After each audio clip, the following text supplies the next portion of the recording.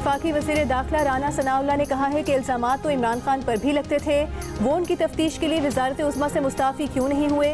Election commission ने उन्हें बदउन्वानी में मुलव्वस करार दिया तो पार्टी ओहदा क्यों नहीं छोड़ा। जियो न्यूज़ के प्रोग्राम नया पाकिस्तान में उनका कहना था कि इमरान खान एक झूठी FIR दर्ज कराना चाहते हैं।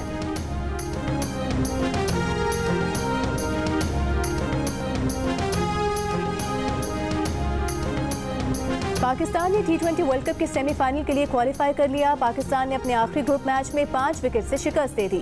बांग्लादेश के खिलाफ 128 रन का हदफ 11 गेंदों पहले ही हासिल कर लिया। कप्तान बाबर आजम ने कहा कि टीम आने वाले मैचेस में भी ऐसी कारकर्दगी जारी रखेगी।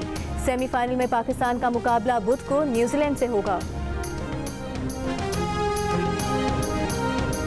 और नीदरलैंड्स ने जनूबी अफ्रीका को धूल चटा दी। आलमी रैंकिंग में तीसरे नंबर पर मौजूद जनूबी अफ्रीका की टीम को रैंकिंग में 17वें नंबर की टीम ने 13 रन से अपसेट शिकस्त दे दी।